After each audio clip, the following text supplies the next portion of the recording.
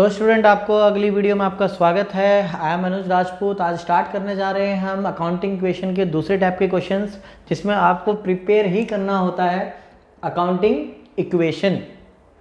तो इस टाइप के जो है वो सेकंड वैरायटी के क्वेश्चंस हैं। हालांकि बुक्स में सबसे पहले यही वैरायटी के क्वेश्चंस दिए हुए हैं, और इससे पहले जो मैंने वीडियो बनाई है वो उसमें दूसरे टाइप के क्वेश्चन फिर जो आपकी बुक्स हैं उसमें बाद में दिए हुए हैं। तो सबसे पहले आपको यही वाले क्वेश्चंस मिलेंगे अकाउंटिंग इक्वेशन के। तो वो फॉर्मूला बेस्ड थे, ये फॉर्मूला बेस्ड नहीं है। इसमें आपको इस तरह का जो स्ट्रक्चर है आपको बनाना होगा। ये आपका फॉर्मेट है अकाउंटिंग इक्वेशन का। ये थोड़ा थोड़ा टीचर टू टीचर जो है वेरी करता है, बट आपका ये कॉमन है, सभी टीचर ज़्यादातर इसी तरह से बनाते हैं अकाउंटिंग इक्वेशन, जिसमें हम यहाँ पे ट्रांजेक्शन्स लिखेंगे। जो भी आपको ट्रांजेक्शन दी हुई है, आप देख रहे हैं क्वेश्चन के अंदर ये 7 ट्रांजेक्शन्स आपको गिवन है। ये ट्रांजेक्शन हमें यहाँ पे रिटर्न करनी होगी, और ये आपकी असेट्स का वही फॉर्मूला वही अप्लाई होगा, assets equals to liability plus capital. But उस क्वेश्चंस को प्रेजेंट करने का तरीका ये अलग होता है, वो आपके फॉर्मूले पे बेस्ड चलता था पूरा क्वेश्चन। तो आइए करते हैं स्टार्ट, इसको किस तरह से करते हैं। कम से कम इसके लिए आपको 2 से 3 क्वेश्चंस करने पड़ेंगे अच्छी तरह। जो भी मैं क्वेश्चंस करवाऊंगा तो जाके आपके माइंड में सेट होगा, क्योंकि नई चीज़ है तो थोड़ा सा हो सकता है आपको दिक्कत आए। तो सबसे पहले आप ये फॉर्मेट बनाएंगे, ऊपर हेडिंग डालेंगे अकाउंटिंग इक्वेशन, फिर डालेंगे transactions assets equals to liability plus capital. ये आप फॉर्मूला लगाएंगे। तो स्टार्ट करते हैं। सबसे पहले आपकी 2 ट्रांजेक्शन स्टार्ट करते हैं। सबसे पहले फर्स्ट ट्रांजेक्शन और सेकंड ट्रांजेक्शन। इस बात का ध्यान रखें कि जो मैं लाइन डाल रहा हूं, इसका मतलब आपको ये जो पूरी स्टेटमेंट है, ट्रांजेक्शन है, ये ट्रांजेक्शन आपको यहाँ पे लिखनी है। यानी जो भी आपको ट्रांजेक्शन गिवन होगी आप यहाँ पे लिखेंगे। मैं इसलिए नहीं लिख पा रहा हूँ क्योंकि मेरे पास स्पेस की कमी है, तो आप एग्जाम के अंदर इसको थोड़ा सा बड़ा बनाएंगे ट्रांजेक्शन्स को भी, और जो भी आपको यहाँ पे एंट्रीज यानी ट्रांजेक्शन्स लिखी हुई हैं वो आप यहाँ पे रिटर्न कर देंगे। ठीक है। सबसे पहले आपको क्वेश्चन में क्या देखना होगा, मैं आपको ये बता दूं कि सबसे पहले आपको देखना पड़ेगा आपके पास कौन कौन सी असेट्स हैं। तो वो असेट्स आप यहाँ पे रिटर्न कर लेंगे पहले से ही। तो सबसे पहले आपको बता दो, Mohan commences business with cash. तो सबसे पहली असेट्स आपके पास कैश है, तो अब यहाँ पे कैश रिटर्न कर लेते हैं सबसे पहले। प्लस इसके बाद सेकंड पॉइंट में गुड्स परचेज कर रहे हैं आप, तो गुड्स है तो गुड्स को हम स्टॉक बोलते हैं, तो यहाँ पे आप इसको स्टॉक लिख सकते हैं, स्टॉक लिखेंगे। इसके बाद सेम गुड्स आ गया, उधार पे परचेज किया आपने, सोल गुड्स माल बेचा है। और उसके बाद फर्नीचर परचेज किया आपने, बॉट मतलब होता है परचेज करना है, फर्नीचर परचेज किया है, तो आपकी थर्ड असेट्स फर्नीचर। तो जितनी भी आपके पास असेट्स आती जाएंगी मैं यहाँ पे उनको ऐड ऑन करता रहूंगा। इसके बाद आपकी कोई भी यहाँ पे असेट्स मुझे दिखाई नहीं दे रही हैं, तो यहाँ पे बाकी और कुछ चीजें हैं। तो आपके पास क्वेश्चन के अंदर 3 असेट्स हैं, राइट। तो जितने भी क्वेश्चंस में आपकी असेट्स होती है उसको ऊपर नोट डाउन कर लेते हैं। तो अब स्टार्ट करते हैं हम क्वेश्चन। सबसे पहले जैसा कि मैं आपको बता दूं, सबसे पहली एंट्री अकाउंटिंग इक्वेशन में यही होगी बिजनेस स्टार्ट करने की। Mohan commences business with cash ₹50,000। Mohan ने बिजनेस स्टार्ट किया 50,000 रुपए से। तो बिजनेस के अंदर क्या आएगा, बिजनेस के अंदर 50,000 कैश आएगा। और साथ के साथ जब भी बिजनेस स्टार्ट होता है तो कैपिटल वर्ड का यूज किया जाता है। जब कोई भी मालिक यानी कोई भी प्रोप्राइटर, फिलहाल यहाँ पर ओनर कौन है, मोहन, जिसको हम प्रोप्राइटर भी बोलेंगे, तो जब ये बिजनेस के अंदर पैसा लगाएगा तो बिजनेस बदले में इसको क्या देगा, बिजनेस इसको बदले में देगा कैपिटल। यानी कैपिटल कितनी देगा, 50,000। तो बिजनेस में स्टार्टिंग में कुछ भी लगाया जाए, चाहे वो कैश है, गुड्स है, फर्नीचर है, कुछ भी बिजनेस में स्टार्ट करते वक्त लगाया जाता है वो बिजनेस की, तो बिजनेस बदले में इसको क्या देता है, कैपिटल देता है ओनर को। तो 50,000 कैश आया, उतनी ही हमारी क्या होगी, कैपिटल हो जाएगी। आगे देखते हैं। Purchase goods for cash 30,000। माल खरीदा, गुड्स खरीदे कैश में 30,000। तो गुड्स खरीदोगे तो आपके पास क्या आएगा, गुड्स आएगा यानी स्टॉक आएगा, और खरीदे हैं तो कैश क्या होगा आपके पास से जाएगा। तो नेगेटिव आइटम को हम ब्रैकेट्स में लिखेंगे और साथ के साथ एडलेस करेंगे। तो आप देख रहे हो यहाँ पे कि कोई किस किस चीज पे इफेक्ट पड़ा है, सेकंड एंट्री के सामने होना चाहिए और उस आइटम के नीचे होना चाहिए, आगे पीछे नहीं होना चाहिए। फिर दोबारा से देखें, बिजनेस स्टार्ट किया कितने कैश से, 50,000। तो फर्स्ट एंट्री के सामने कैश के नीचे 50,000, देन आपका कैपिटल के नीचे आएगा 50,000। आपको विजिबल है क्वेश्चन में, एक बार मैं चेक भी कर लेता हूं क्वेश्चन में विजिबल है। ठीक है, क्वेश्चन में पूरा विजिबल है क्वेश्चन, तो आपको टिल एंड तक दिखाई दे रहा है।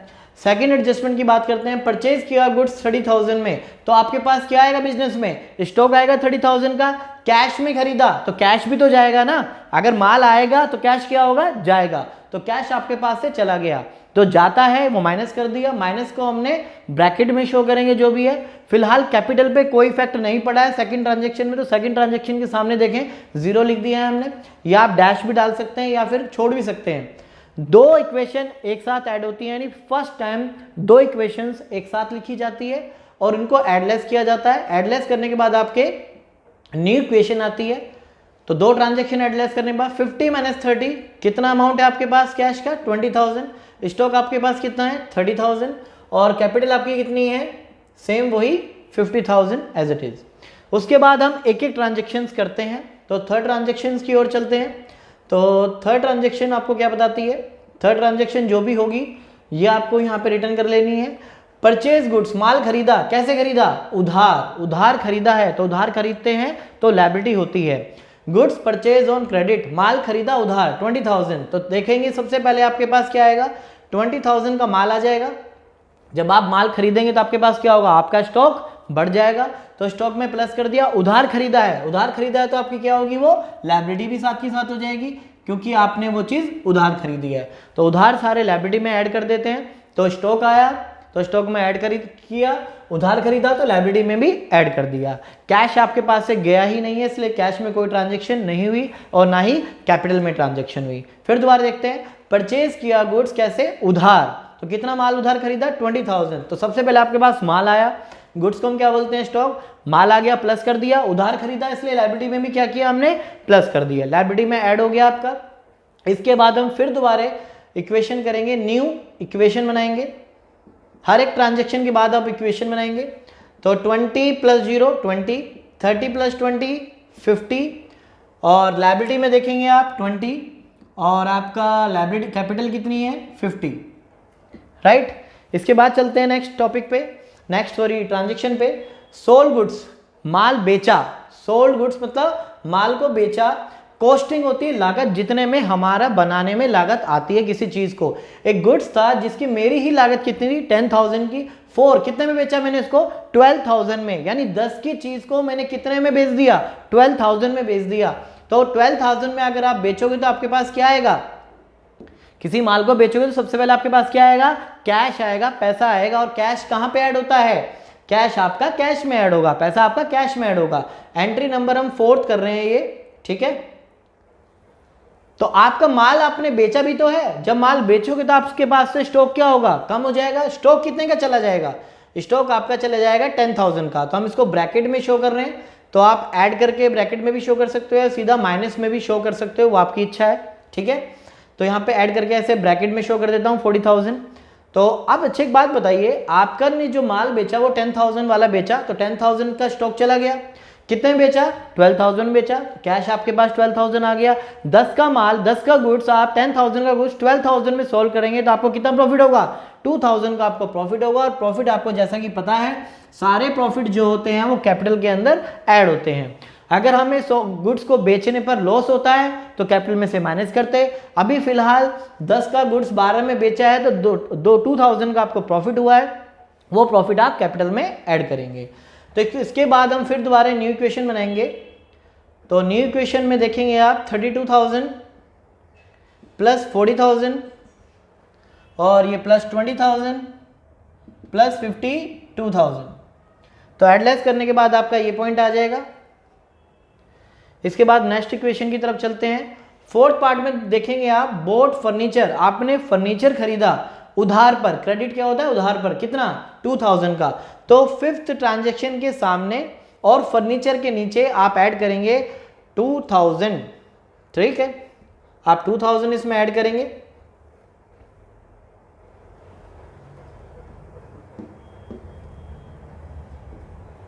राइट, बाकी ट्रांजेक्शन्स पे कोई इफेक्ट नहीं है, बट आपने ये जो फर्नीचर परचेज किया ये उधार खरीदा है, तो उधार आपके लिए क्या होती है लायबिलिटी।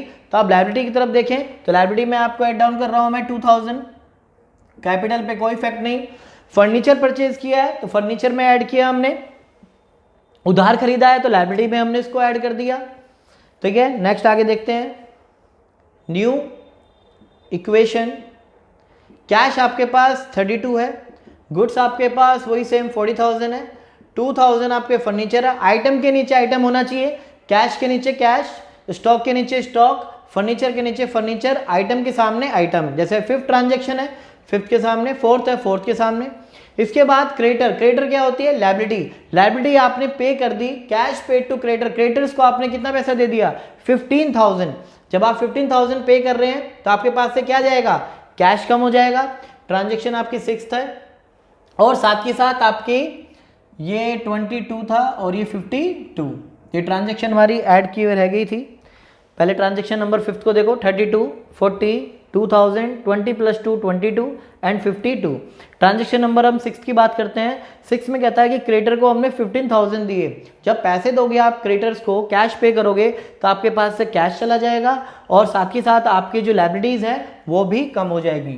तो 15,000 आपकी लायबिलिटी भी कम हो जाएगी। बाकी ट्रांजेक्शन्स पे कोई इफेक्ट नहीं है, तो वहाँ पे आप 0 डाल सकते हैं। ठीक है, तो फिर दोबारा देखें, तो आपने क्रेडिटर को कैश पे किया है तो कैश चला जाएगा, साथ में आपकी लायबिलिटी भी कम हो जाएगी। इसके बाद हम फिर दोबारा न्यू इक्वेशन बनाते हैं। हर एक ट्रांजेक्शन के बाद आपको न्यू इक्वेशन बनानी है।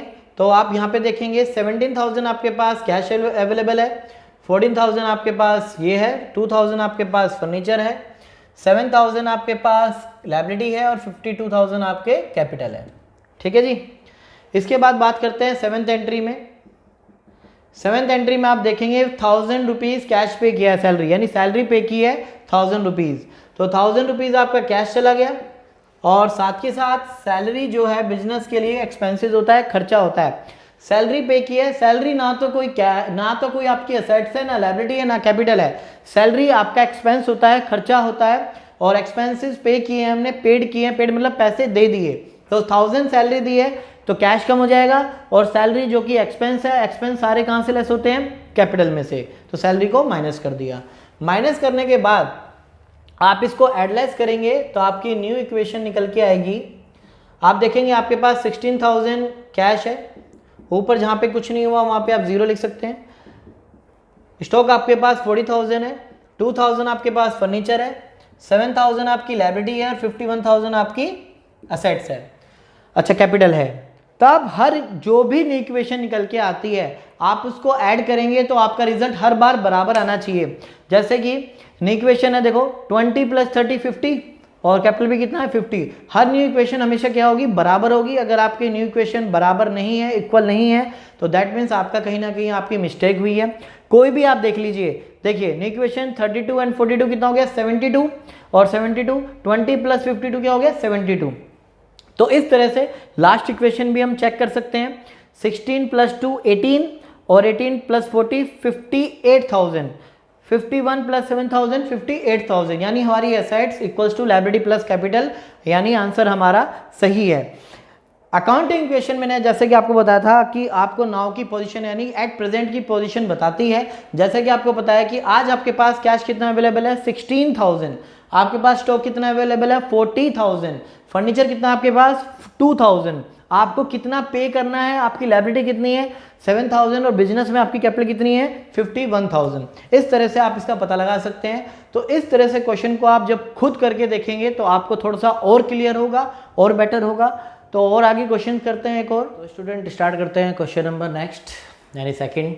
What will be the effect of the following on the accounting equations? Accounting equation पे इन चीज़ों का क्या इफेक्ट पड़ेगा? तो स्टार्ट करते हैं। सबसे पहली एंट्री, पहली transaction, started business with cash ₹45,000। Business start किया 45,000 रुपीज़ से। तो सबसे पहले मैंने आपको ये बताया था, ये अकाउंटिंग इक्वेशन का जो है फॉर्मेट है। इस फॉर्मेट में सबसे पहले हम ट्रांजेक्शन्स लिखते हैं, assets equals to liability plus capital. ये फॉर्मेट तैयार हो चुका है। तो सबसे पहले हम देखते हैं कि क्वेश्चंस के अंदर क्या क्या हमारी असेट्स हैं। तो ध्यान से देखो, सबसे पहले आपका कैश यानी आपकी कैश है, यानी असेट्स में आपका कैश। इसके बाद आप एक अकाउंट ओपन कर रहे हो बैंक में, तो बैंक भी आपकी असेट्स होती है, प्लस बैंक। उसके बाद बात करते हैं गुड्स परचेज किए जा रहे हैं, यानी बॉट गुड्स, यानी गुड्स खरीदे जा रहे हैं, तो आपका स्टॉक भी इंक्रीज होगा। तो आपके यहाँ पे क्वेश्चन के अंदर 3 असेट्स हैं, एक चौथी असेट्स हो रहा है रेंट पेड इन एडवांस, यानी कोई भी एडवांसेस आप एक्सपेंस पे करते हो तो प्रीपेड एक्सपेंस होता है। तो यहाँ पे आप ऐड कर सकते हैं एडवांस रेंट, या आप इसको प्रीपेड रेंट भी बोल सकते हैं चाहे तो यहाँ पे आप इसको नाम देंगे प्रीपेड। प्रीपेड मतलब जो आपने पहले से पे किया हुआ है, ठीक है। तो यहाँ पे हमारी जो भी एसेट्स थी हमने यहाँ पे नोट डाउन कर दी है। क्वेश्चन स्टार्ट करते हैं। Business started with cash ₹45,000। तो पहली एंट्री जैसे कि मैंने बताया था बिजनेस स्टार्ट करने की ही एंट्रीज आती हैं। तो सबसे पहले आपकी फर्स्ट एंट्री हम जो पास कर रहे हैं, कैश। बिजनेस में कितना कैश आ रहा है? 45,000। तो बताया था मैंने बिजनेस में कुछ भी लाया जाता है तो बदले में बिजनेस को क्या देता है? कैपिटल। तो आप साथ ही साथ इस अमाउंट को आप कैपिटल में भी लिखेंगे। तो कैश के साथ साथ में कैपिटल भी हमने दिखा दी यहाँ पे। तो कैश लाया यानी बिजनेस के अंदर कैश आया और साथ ही साथ उसकी उतनी कैपिटल बन गई। Second entry, open A bank account with deposit ₹4500। आपने अकाउंट खुलवाया। सेकंड एंट्री के सामने 4500 में आपने अकाउंट खुलवाया बैंक में, तो आपके बैंक में कितना रुपये डिपॉजिट हो गया? 4500। बट आपके पास से 4500 जाएंगे भी तो। जब आप कैश डिपॉजिट करते हो बैंक के अंदर तो बिजनेस का जो कैश था वो कम हो जाएगा और आपके बैंक का अमाउंट बढ़ जाएगा यानी इंक्रीज हो जाएगा। तो 40,500 कैश का अमाउंट है हमारा, 4500 हमारा बैंक का अमाउंट है और ये आपका 45,000 एज इट इज़ है, इस पर कोई इफेक्ट नहीं है। ये आपकी न्यू इक्वेशन। सबसे पहले आप दो ट्रांजेक्शन्स करते हैं। फर्स्ट टू ट्रांजेक्शन एक साथ होती है, देन उसके बाद 1 by 1 ट्रांजेक्शन्स दिखाते हैं, शो करते हैं। तो थर्ड ट्रांजेक्शन की बात जो हम करने जा रहे हैं, ध्यान से देखिए।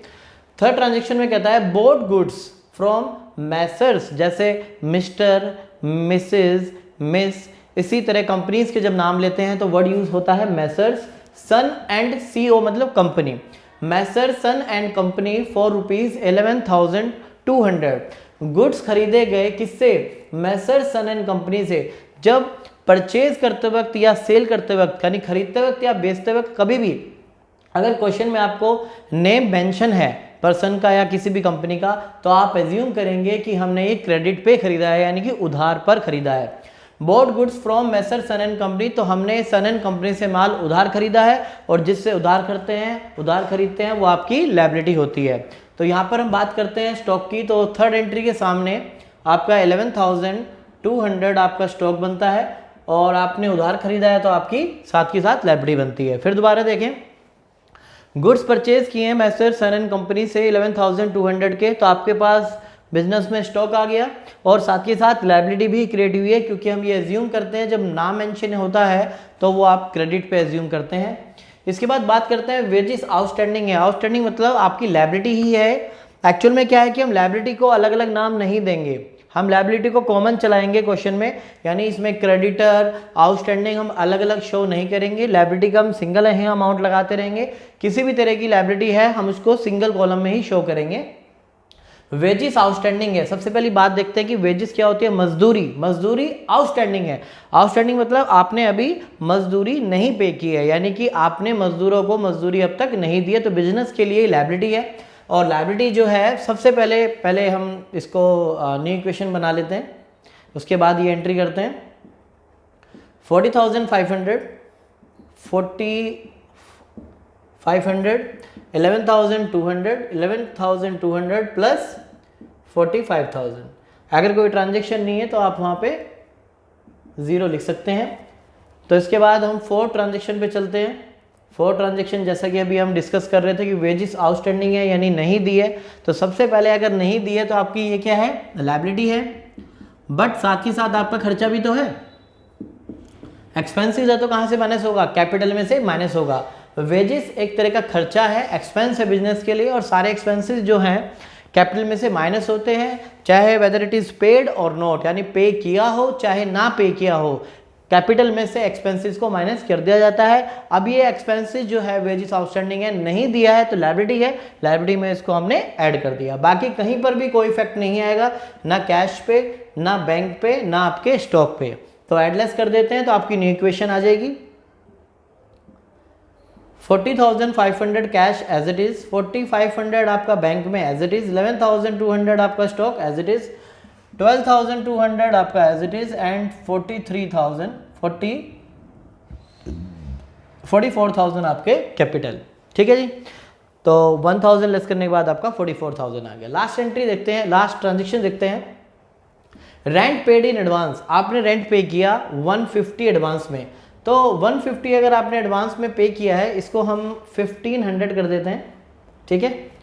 तो आपने 1500 जो है एडवांस रेंट पे किया है, तो आपके पास से कैश जाएगा। अगर बिजनेस रेंट पे कर रहा है, पे कर दिया, तो आपके लिए क्या है, कैश चला गया आपके पास से। बट आपने एडवांस पे किया है ये, तो प्रीपेड रेंट बोलेंगे। और एडवांस जो पे की हुई चीज़ें होती हैं वो बिजनेस के लिए एसेट्स होती है उसकी। तो आप ध्यान से देखोगे मैंने एसेट्स में पहले से ही प्रीपेड रेंट लिखा हुआ है।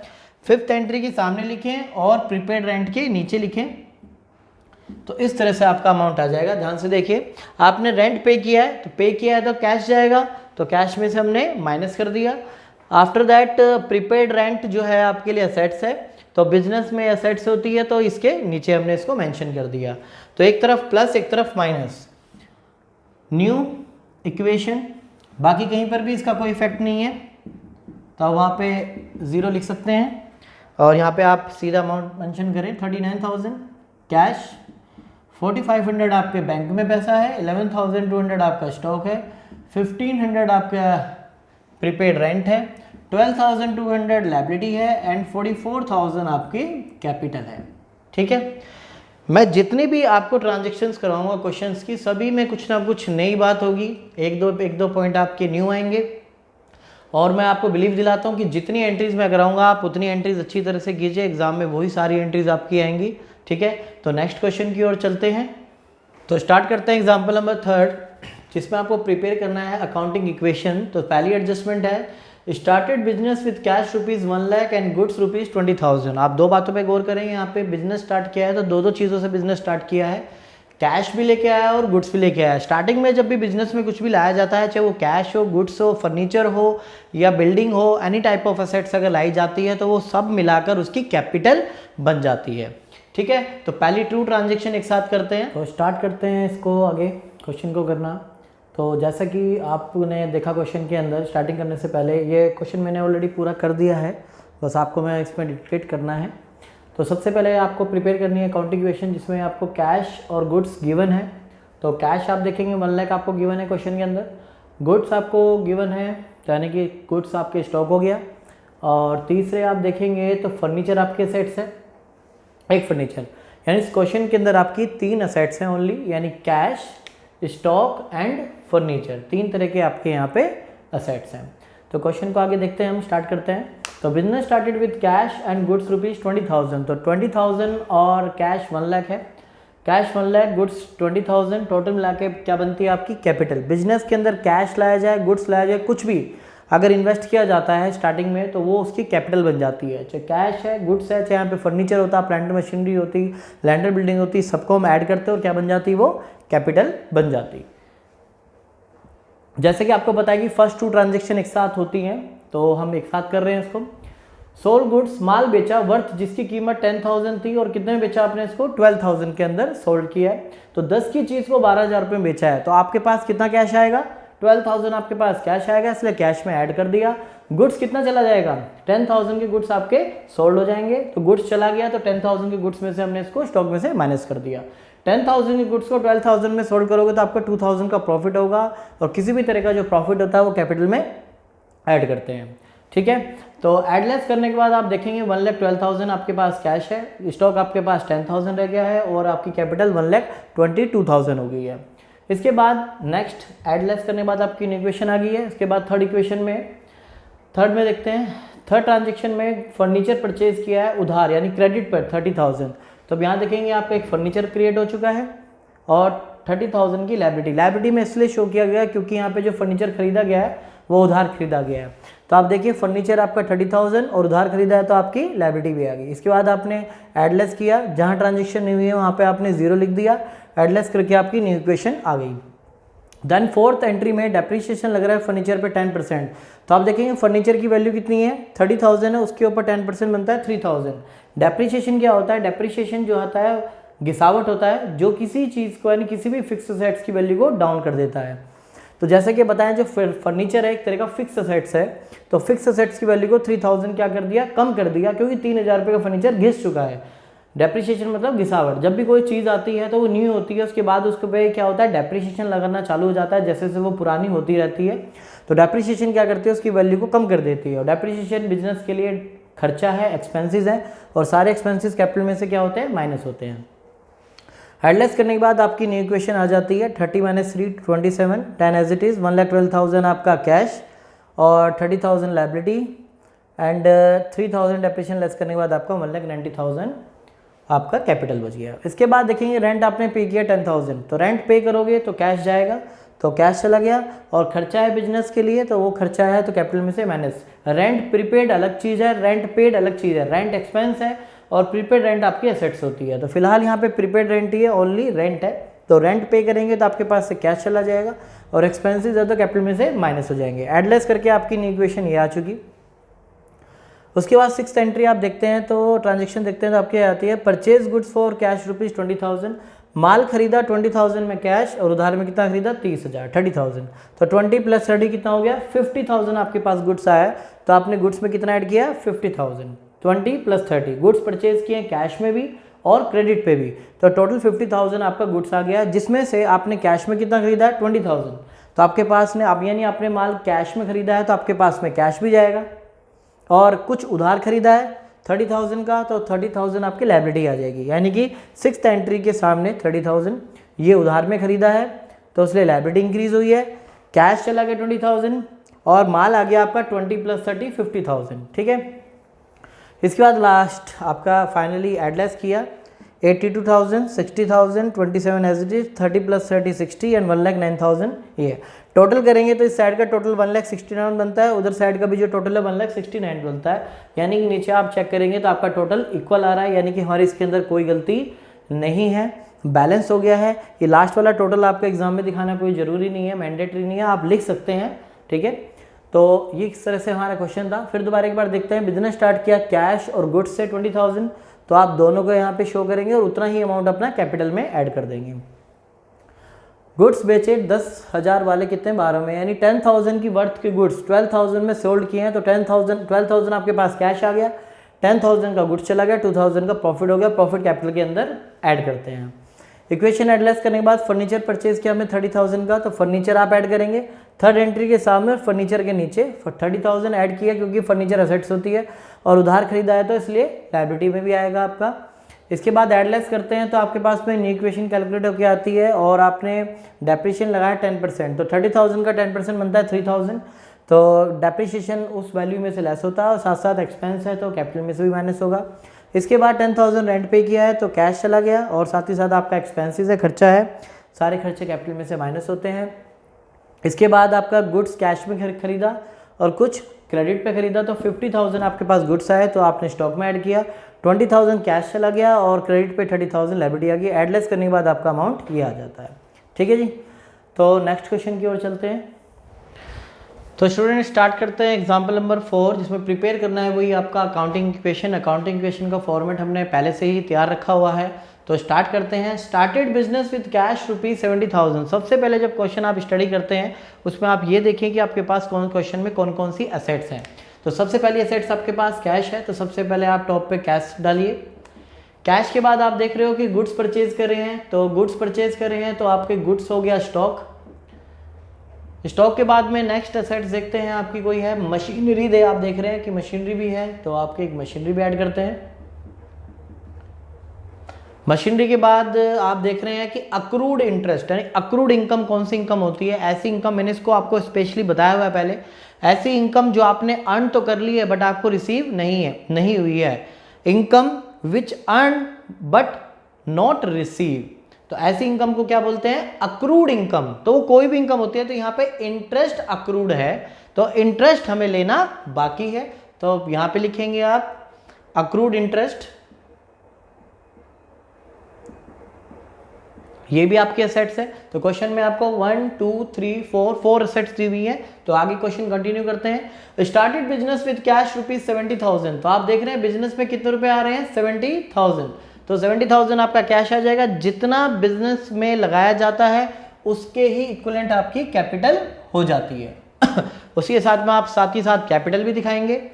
नेक्स्ट एंट्री देखते हैं हम, credit purchase of goods rupees 18,000, goods purchase किए हैं उधार 18,000, तो गुड्स में यानी स्टॉक के सामने आइए, तो गुड्स स्टॉक होते हैं स्टॉक के नीचे और सेकंड एडजस्टमेंट के सामने, और 18,000 के जो गुड्स खरीदे हैं वो उधार में खरीदे हैं, तो साथ के साथ आपकी लायबिलिटी भी बनेगी। तो हमने साथ के साथ लायबिलिटी में भी ऐड कर दिया कि कोई भी गुड्स अगर उधार में खरीदे जाते हैं तो वो आपके लिए लायबिलिटी होती है। इक्वेशन को एडलेस करते हैं, न्यू इक्वेशन 70,000, 18,000 और यहाँ पे आपकी लायबिलिटी 18,000 और कैपिटल आपकी 70,000। इसके बाद नेक्स्ट एंट्री इंपॉर्टेंट है बहुत ज़्यादा एग्जाम पॉइंट ऑफ व्यू के लिए, ध्यान से देखिए। Payment made to creditor, creditor कौन होते हैं? जो जिनसे इनकी लायबिलिटीज होती है, यानी जिनको पैसा हमें देना होता है। तो क्रेडिटर्स को हमने पेमेंट किए in full settlement. In full settlement का मतलब ये है 17,500 में आपने उनको फुल सेटलमेंट कर दी। आपको पेमेंट कितनी करनी थी? अभी देखिए सेकंड एंट्री में आपने क्रेडिट पे परचेज किया, 18,000 आपको पे करना था। आपकी टोटल लायबिलिटी 18,000 है, बट आप पे कितना कर रहे हैं? 17,500 आप पे कर रहे हैं, और बट आपके जो लायबिलिटी है वो पूरी खत्म हो रही है। Payment made to creditor, creditor को पे कर रहे हो आप फुल सेटलमेंट में। जब भी फुल सेटलमेंट वर्ड यूज होता है तो समझो कहीं ना कहीं डिस्काउंट वर्ड का यूज जरूर होगा, यानी डिस्काउंट है डिफरेंस, यानी देने आपको 18,000 थे पर आपने 17,500 में ही अपनी लायबिलिटी को खत्म कर लिया। यानी आपकी जो लायबिलिटी खत्म होगी वो लायबिलिटी पूरी खत्म होगी, बट पेमेंट आपके पास से कितनी जा रही है? 17,500। जैसे सपोज कीजिए कि मैंने किसी से गुड्स खरीदे, यानी उधार लिया किसी से 20,000, और जब मैं इसको वापस पे कर रहा हूँ तो सपोज कीजिए 18,000, 20 नहीं लेते एग्जांपल, 18,000 ही लेते हैं। मैंने किसी से 18,000 लिए और जब मैं इसको पे करने लग गया तो मैंने इसको 17,500 रुपये दिए, यानी कि 17,500, और मैंने बोला तेरा मेरा हिसाब पूरा क्लियर हो गया। तो यानी कि मुझे कितने का फायदा हुआ? 500 का फायदा हुआ। तो सेम यहाँ पे प्रोसीजर है कि 18,000 देने थे, पेमेंट कितनी की हमने इसको? 17,500, और उसको बोला कि फुल पेमेंट हमारी हो चुकी है, यानी आपकी लायबिलिटी पूरी खत्म होगी, पर कैश आपके पास से 17,500 गया, तो 500 का जो प्रॉफिट है वो प्रॉफिट आप कैपिटल में ऐड करेंगे। जो 500 का आपका प्रॉफिट हुआ वो आप कैपिटल के अंदर ऐड करेंगे। नेक्स्ट उसमें देखते हैं न्यू इक्वेशन में, तो 52,500 आपके पास कैश अवेलेबल है, स्टॉक आपके पास 18,000 अवेलेबल है, लायबिलिटी आपकी खत्म हो चुकी है। ठीक है, मैं एक बार फिर दोबारा बता देता हूं पॉइंट। आपने गुड्स जो परचेज किए थे वो 18,000 के परचेज किए थे, वो भी उधार पे, तो साथ ही साथ आपके स्टॉक के साथ में आपकी लायबिलिटी भी आई थी। आप इसी लायबिलिटी को पे कर रहे हैं क्रेडिटर को 17,500 में, वो भी फुल सेटलमेंट में, यानी देने 18 है पर आपने पेमेंट कितनी करी? 17,500। तो आपको 500 का फायदा हो गया, और जितने भी मुनाफा होता है, प्रॉफिट होता है, बेनिफिट होता है, वो कैपिटल के अंदर ऐड होता है। लायबिलिटी आपकी पूरी खत्म हो चुकी है, पेमेंट आपकी जेब से 17,500 ही गई है। नेक्स्ट एंट्री देखते हैं, next entry number fourth entry में आप देखेंगे कि आपने परचेज किया मशीनरी कैश में 20,000, तो आपके पास एक नई असेट्स आएगी। फोर्थ एंट्री के जस्ट सामने होना चाहिए और मशीनरी के नीचे होना चाहिए। तो आपने 2,000 की मशीनरी परचेज की 20,000 की मशीनरी परचेज की है, तो साथ ही साथ आपकी क्या होगा? फॉर कैश में पे की है, तो आपने 20,000 आपका कैश चला जाएगा। राइट, मशीनरी आई, मशीनरी एसेट्स होती है, और कैश चला गया।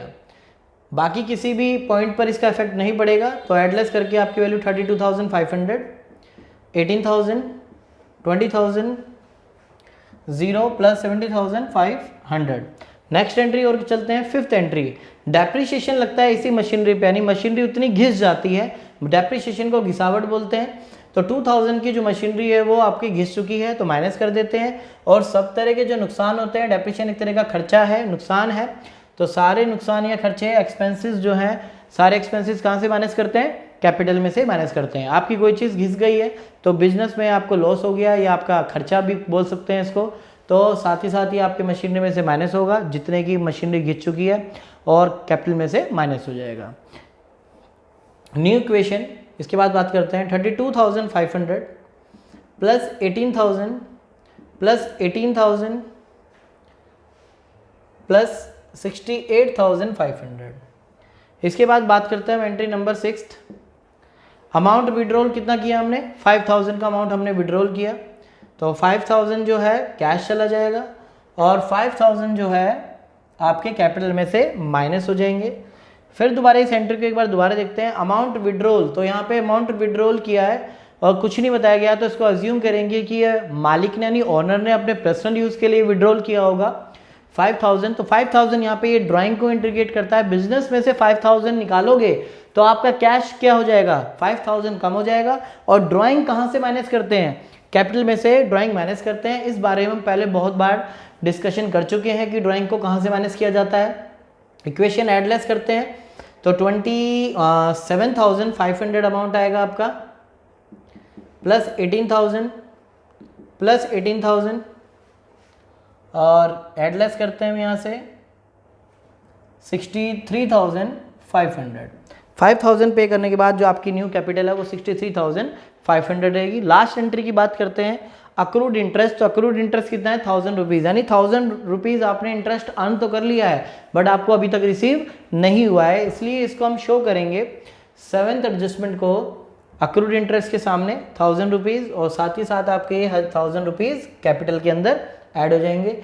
इनकम चाहे मिले या ना मिले हम उसको इनकम एज्यूम कर लेते हैं, तो कैपिटल के अंदर ऐड हो जाएगा। जैसे एक्सपेंसेस होते हैं पे किए हो चाहे ना पे किए हो कैपिटल में से माइनस जरूर होते हैं, ऐसी जो इनकम अर्न हुई हो या अर्न करनी अभी बाकी है यानी कि अक्रूड है या आपने मिल गए हो, चाहे रिसीव हुआ हो चाहे रिसीव ना हुआ हो, तो आप इनकम को यहाँ पर ऐड करेंगे। ठीक है, एडलेस करने के बाद आपकी जो इक्वेशन बनती है, कई स्टूडेंट बोलते हैं कि सर कैश में नहीं ऐड होगा, अभी आपको इनकम तो रिसीव ही नहीं हुई है। अक्रूड का मतलब ही यही है कि इनकम आपने इनकम अर्न कर ली है, कमा लिए, बट आपको अमाउंट रिसीव नहीं होता। अगर रिसीव हो गया होता तो कैश में ऐड करते।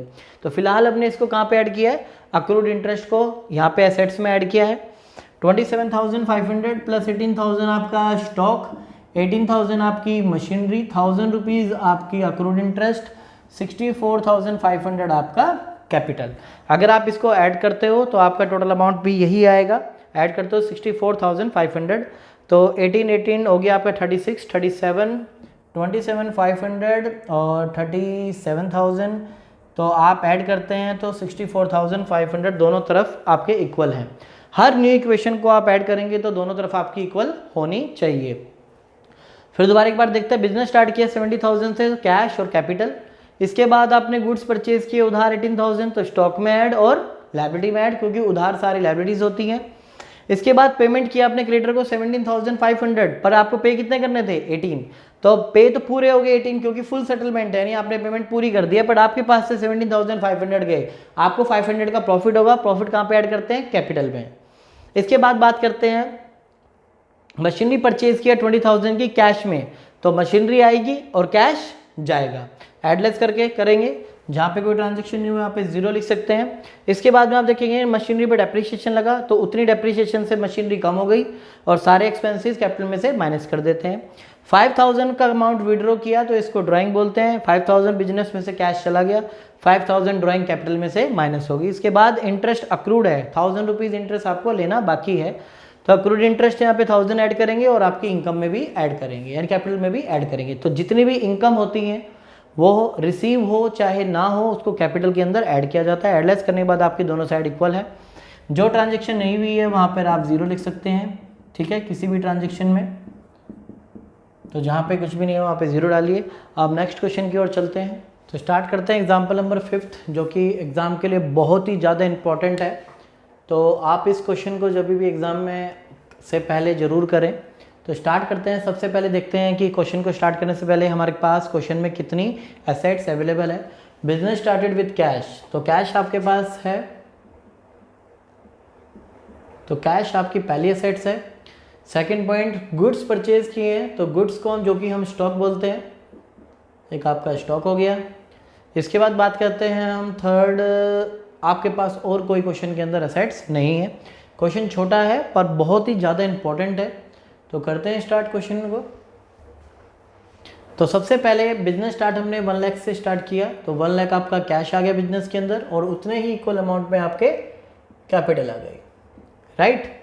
Next point is goods purchase किए फॉर कैश में 20,000, कैश में खरीदा है कुछ गुड्स और कुछ गुड्स क्रेडिट पे खरीदे हैं, यानी टोटल आपके पास जो गुड्स हो गए वो 20 + 30 50,000 आपके पास गुड्स हो चुके हैं और गुड्स को हम यहाँ पे स्टॉक बोलते हैं।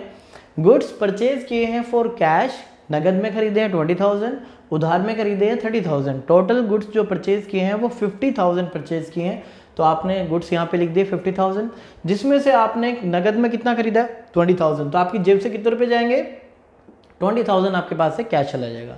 और उधार क्रेडिट पे कितना खरीदा हमने 30,000, तो क्रेडिट क्या होता है आपका उधार यानी लायबिलिटी, लायबिलिटी आपके यहाँ पर आ गई 30,000, राइट। ये आपका आ गया न्यू इक्वेशन। एडलेस करते हैं 80,000, 50,000 लायबिलिटी हो चुकी है क्योंकि 30,000 हमने क्रेडिट पे परचेज किया है और 1 लाख आपकी capital as it is. Third point देखते हैं। थर्ड पॉइंट के लिए ही मैंने एक्चुअल में क्वेश्चन करवाया है, बहुत ही ज़्यादा इंपॉर्टेंट एडजस्टमेंट है। थर्ड, सोल्ड गुड्स, ध्यान से देखिएगा, sold goods for cash costing ₹10,000। आपने कैश में बेचा कुछ माल जिसकी लागत क्या थी, कॉस्टिंग क्या होती है, जिसकी लागत कितनी थी 10,000। तो यहाँ पे लिखते हैं, वर्किंग नोट बना रहा हूँ मैं यहाँ पे, कॉस्ट, कुछ माल हमने कैश में बेचा और कुछ माल हमने क्रेडिट पे भी सोल्ड किया है जिसकी कॉस्ट 15,000 थी। एक की 10,000 और एक की आपकी 15,000, ये आपका क्रेडिट में, और 20% प्रॉफिट पर बेचा है इसको। तो 10,000 का 20% कितना हो गया 2,000, 15,000 का 20% हो गया 3,000। फिर दोबारा से देखिए, सोल्ड गुड्स, माल बेचा, कैश में बेचा और कुछ क्रेडिट पे बेचा जिसकी कॉस्टिंग 10,000 एंड 15,000 है। 2 टाइप से आपने गुड्स बेचे जिसकी कॉस्ट 10,000 एंड 15,000 थी। 10,000 वाले को कैश में बेचा और 15,000 वाले को क्रेडिट पे बेचा, और दोनों को सेल करने पे यानी सोल्ड करने पे आपको 20%, both at A profit of 20%, दोनों ही गुड्स को 20% प्रॉफिट पे बेचा। तो कॉस्ट में प्रॉफिट ऐड करते हैं, तो 10,000 का 20% में कैलकुलेट करूंगा तो 2,000 आएगा, 15,000 का मैं 20% कैलकुलेट करता हूं तो 13,000 आएगा। टोटल मिला के आपका 18,000 हो गया और ये आपका 12,000 हो गया, राइट। तो आपका ये बनता है, यानी आपने इतने में इसको सेल किया और इतने में इसको सेल किया, राइट। अब इसको हम यहाँ पर अप्लाई करते हैं कि हमने जो किया है उसको यहाँ पे शो कैसे करना है। तो ध्यान से देखें, आपने कैश में कितना गुड्स बेचा है 12,000, तो 12,000 आपके पास कैश आ जाएगा। उधार पे कितना बेचा आपने, क्रेडिट पे कितना बेचा है 18,000, और क्रेडिट पे जिसको बेचते हैं वो हमारा डेटर होता है। डेटर वो पर्सन होते हैं जिसको हम क्रेडिट पे सेल्स करते हैं, क्रेडिटर वो होता है जिससे हम क्रेडिट पे परचेज करते हैं, राइट। डेटर हमारी एसेट्स होती है और डेटर वो पर्सन होता है जिसको हम माल बेचते हैं, सेल करते हैं, किस पर, उधार बेचते हैं। तो 18,000 हमें लेने हैं, तो ये हमारे डेटर बन गए। गुड्स हमारे पास से कितना चला गया 10,000 का ये गुड्स हमने सेल किया, 15,000 का हमने ये गुड्स सेल किया, टोटल 25,000 के हमने गुड्स को सेल कर दिया है। तो 25,000 आप माइनस करेंगे, गुड्स आपके पास 25,000 के चले गए हैं। प्रॉफिट आपको यहाँ पे 2,000 हो रहा है और उस पर 3,000 हो रहा है, टोटल प्रॉफिट आपको कितना हो रहा है 5,000 प्रॉफिट हो रहा है। 5,000 के प्रॉफिट को आप कहाँ पे ऐड कीजिए, कैपिटल में, यानी जितना भी प्रॉफिट होता है वो कैपिटल के अंदर ऐड होता है। एक बार फिर दोबारा क्वेश्चन को समझने की कोशिश करते हैं। सबसे पहले आप जो ट्रांजेक्शन है आप उसको ढंग से रीड कीजिए। सोल्ड गुड्स, माल बेचा, कैश में भी बेचा और एंड क्रेडिट पे भी बेचा, यानी आपने गुड्स सोल्ड किए हैं कुछ कैश में कुछ क्रेडिट पे, जिसकी लागत कॉस्ट होती है जितनी हमारी लागत आ रही है बनाने, यानी बिजनेस की जो लागत आ रही है बनाने की वो 10,000 एंड 15,000 है। तो मैंने कॉस्ट के सामने 10,000 और 15,000 लिख दिया। दोनों गुड्स को बेचा 20% के प्रॉफिट पे, 20% 2,000, 20% 3,000, 12,000 में बेचा और ये 18,000 में बेचा। दोनों को, फर्स्ट वाला जो आइटम है ये कैश में बेचा है और ये क्रेडिट पे बेचा है। जो आपने कैश में गुड्स को सेल किया है वो आपके कैश में ऐड हो गया, 12,000 कैश आ गया। गुड्स 10,000, 15,000, 25,000 के गुड्स चले गए हैं, तो इसलिए स्टॉक आपका कम हो जाएगा। और 18,000 का आपने क्रेडिट पे सेल किया है, तो जो वो क्रेडिट पे सेल करते हैं वो हमारे डेटर होते हैं। आपको बेचने पर 2 और 3 5,000 का प्रॉफिट हुआ है, 5,000 का प्रॉफिट आपने कैपिटल में ऐड कर दिया है। अब इसको मैं रफ कर देता हूँ और आगे क्वेश्चन को कंटिन्यू करते हैं। ये आपकी न्यू इक्वेशन, 92,000 आपके पास कैश है, 25,000 के आपके पास स्टॉक अवेलेबल है, 18,000 आपको डेटर से लेने हैं, 30,000 के आपके लायबिलिटीज हैं और 1,05,000 की आपकी कैपिटल है। इसके बाद फोर्थ ट्रांजेक्शन की बात करें हम, तो फोर्थ ट्रांजेक्शन में आपने सैलरी पे की है, सैलरी पे करोगे आपके पास से कैश चला जाएगा, तो कैश में से माइनस करेंगे। और सैलरी बिजनेस के लिए एक्सपेंसेस, और एक्सपेंसेस कहाँ से माइनस होते हैं? कैपिटल में से। जितने भी एक्सपेंसेस होते हैं वो कैपिटल में से माइनस होते हैं। फिर दोबारा सैलरी की बात करते हैं, तो सैलरी जो पे की है, तो सैलरी पे करेंगे तो सबसे पहले बिजनेस का कैश कम होगा, और एक्सपेंसेस हैं तो कैपिटल में से माइनस करेंगे। तो ये एडलेस करके न्यू इक्वेशन निकालते हैं। 84,000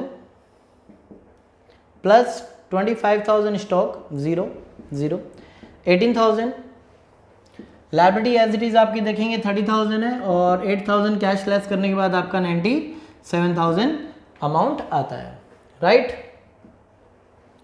इसके बाद फिफ्थ एंट्री की अगर हम बात करें,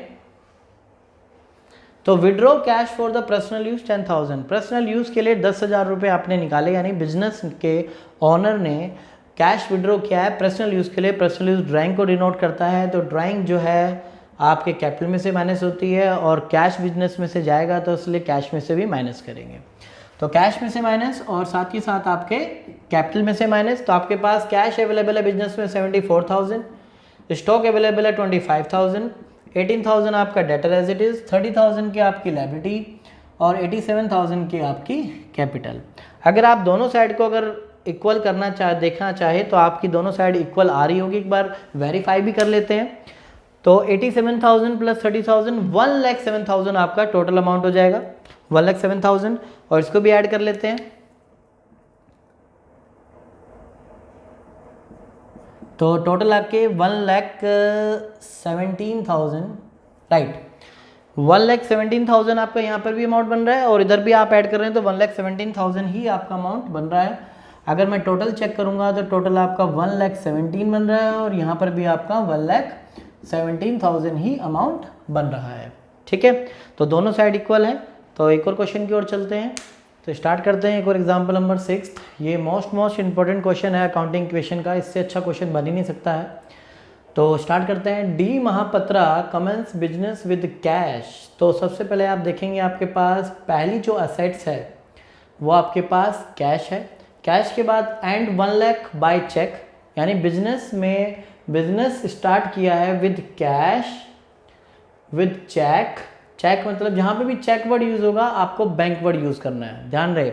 सबसे पहले कभी भी अगर ध्यान रहे कि क्वेश्चन के अंदर आपका चेक वर्ड यूज हो रहा है तो आप वहाँ पर बैंक का वर्ड का यूज करें। चेक का रिलेशन बैंक से होता है। गुड्स 60,000, तो गुड्स को जैसा कि हम स्टॉक बोल रहे हैं। मशीनरी फर्नीचर, तो मशीनरी भी यहाँ पे हमने ऐड की है, और हमने यहाँ पे फर्नीचर भी ऐड किया है। तो फिलहाल आपके पास यहाँ देख रहे हैं तो cash, bank, stock, machinery, furniture, तो आपके पास यहाँ पे 5 असेट्स हैं। तो 5 असेट्स मैंने पहले ही नोट डाउन कर लिए क्योंकि क्वेश्चन में यूज होंगी। तो स्टार्ट करते हैं। जैसा कि मैंने बताया इससे अच्छा क्वेश्चन बनता ही नहीं है। तो पहली एंट्री भी यहाँ पर इंपॉर्टेंट है, सारी एंट्री यहाँ पे इंपॉर्टेंट दी गई है। D Mahapatra commences business with cash. Cash लेके आया है 50,000 और चेक लेके आया है 1 लाख का। गुड्स लेके आया है 60,000, मशीनरी लेके आया है 1 लाख एंड फर्नीचर लेके आया है 50,000, राइट। तो जो जो आइटम थे, जो जो जितने जितने अमाउंट के थे मैंने सारे नोट डाउन कर दिए यहाँ पर। टोटल देखेंगे यहाँ पे 1 लाख, 1 लाख, 2 लाख, 3,60,000 टोटल ये लेके आया है in the form of cash, bank, stock, machinery and furniture. तो सब ऐड करके आप कहाँ डालेंगे? कैपिटल बन जाएगी इसकी। चाहे वो बिजनेस में कैश लाए या काइंड में भी कुछ भी लेके आए तो सब मिलाकर उसकी कैपिटल बन जाती है। सेकंड पॉइंट जो है कि बहुत इंपॉर्टेंट है, इसको ध्यान से देखें। 1/3 of the above goods, above मतलब ऊपर वाला गुड्स। तो आप देखेंगे ऊपर वाला गुड्स क्या है? 60,000 वाला जो गुड्स है उसका 1/3 of the above goods sold at A profit of 10%। जो ऊपर गुड्स दिए हैं, तो यहाँ पे हम देखते हैं इसको, जो ऊपर गुड्स दिए वो कितने हैं? 60,000, उसका 1/3 कितना बनता है? 20,000, राइट। इसका 1/3 कितना बनता है? 20,000। इसको कितने प्रॉफिट पे बेच रहे हैं? इसको कितने प्रॉफिट पे सेल किया है? 10%। वो इस गुड्स का 1/3, तो 1/3 कितना हुआ इसका? 20,000। कितने प्रॉफिट पे इसको सेल कर रहे हैं? 10% यानी 2,000। तो 22,000 में आपने इसको सेल किया है, ठीक है। और इसमें से हाफ अमाउंट क्या आता है? And half of the amount receive in cash. तो हाफ अमाउंट 11,000 ये रिसीव हो गया आपको इन कैश, तो बाकी जो रिमेनिंग अमाउंट 12,000 है वो किस पे है, क्रेडिट पे है, यानी आपने उधार सेल किया है, राइट।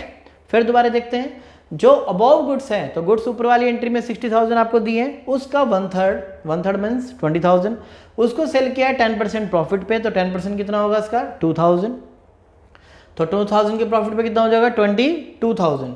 तो 22,000 में से हाफ रिसीव होगा कैश में, और हाफ रिसीव जो हो गया लिखा हुआ है इसमें कि and half of the payment is receive in cash, इसमें से हाफ पेमेंट आपको कैश में मिल गई है, आधी उधार बनती है, ठीक है जी।